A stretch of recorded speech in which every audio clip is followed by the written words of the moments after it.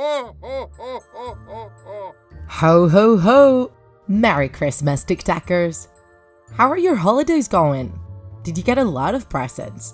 Or maybe you're the kind of person who prefers not to talk about it. The truth is that although almost everyone feels happy and joyful during Christmas, there are many people that hate this time of the year. A classic and well-known example of the anti-Christmas feeling comes from Ebenezer Scrooge. This grumpy little man made his first appearance in the 1843 novella A Christmas Carol by the British author Charles Dickens. Let's now share with you a version of this story. Ebenezer Scrooge was a greedy and covetous pessimist with a heart as hard as a stone. He was a lonely man who hated children, Christmas, and anything that produced happiness.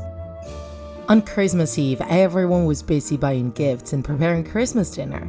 Scrooge was in his office as always, with his door open and watching his clerk transcribe some letters. Suddenly, Fred, Scrooge's nephew, came into the place wishing his uncle and the clerk a Merry Christmas. Fred invited Scrooge to spend Christmas Eve with his family, but he rejected the invitation, saying that all that Christmas junk was just rubbish.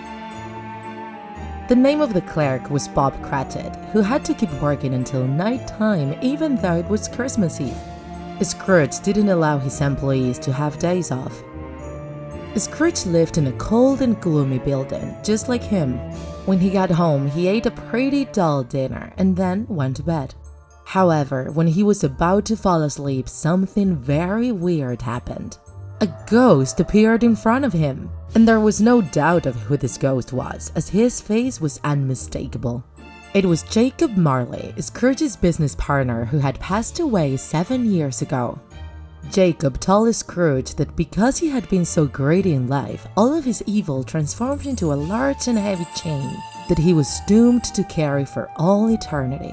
He announced that Scrooge's fate was even worse and warned him that he would have a last chance to change when he was visited by the three spirits of Christmas. Surprisingly, Scrooge wasn't scared and challenged that prediction. However, the spirits didn't keep Scrooge waiting. The first spirit to appear is the spirit of Christmas past. This is a strange character.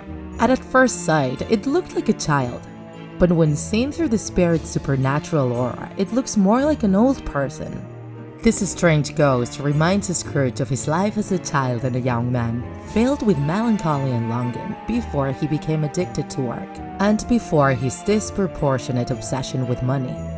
This ghost takes Scrooge to where he was raised and shows him when Scrooge was just a child working in a store as an apprentice.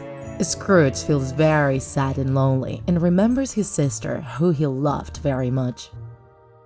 The second spirit to visit Scrooge is the spirit of Christmas present. This is a festive giant wearing a simple dark green tunic, exuding a splendorous aura and holding a burning torch. Through different scenes, this spirit shows Scrooge the way people live Christmas in the present. A market filled with joy where people are buying gifts, the house of a miner, and a lighthouse in the middle of the sea. Scrooge and the spirit then visit Fred's house, where he's having the Christmas dinner with his family and friends. Fred is seen remembering his uncle with compassion. Afterwards, the spirit takes Scrooge to the house of Bob Cratchit, his clerk. Here, they see Bob's family and his son Tim, a child who is usually happy and joyful, but who's terribly sick. And despite their poverty and their son's illness, the family still celebrate Christmas with joy. Scrooge feels sadness for the first time in a very long time and asks the spirit if the child will recover. The spirit tells Scrooge that the child will die soon if his situation doesn't change. After that, the spirit of Christmas future arrives to visit Scrooge. This spirit is a being covered in a robe black as midnight, which hides its head, its face, and its shape. Only its extended hand can be seen. This ghost shows Scrooge scenes from a Christmas day in the future. They can see people talking about the death of a man. Businessmen among them say that they will only attend the funeral if it includes lunch. The housemaid and the gravedigger steal the man's former belongings as his body still lays on his bed. Scrooge asks if the death of this man has stirred any emotion on anyone in town. The spirit shows him a young couple who owed money to this man. They feel happy and relieved after the death of that merciless loan shark, as they will now have more time to pay their debt. Scrooge then asks to see some compassion. The spirit takes him to the house of Bob Cratchit's family, who are mourning the death of little Tim. The family couldn't pay for their son's treatment with the low salary Scrooge was paying Bob. Afterwards, the spirit takes Scrooge to the graveyard, where he shows him the abandoned grave of that man nobody mourned.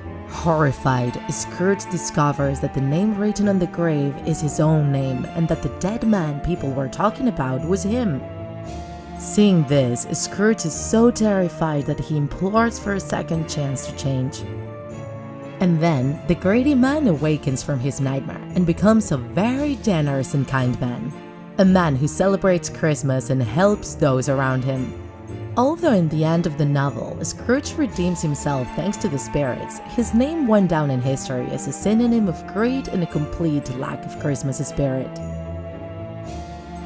We believe that we should try to be good and generous all year long, and then keep up with it during Christmas, just with more lights, glitter, and delicious food. If you enjoyed this video, don't forget to like it, and if you want to see more Draw My Life videos, subscribe to our channel. See you in the next episode!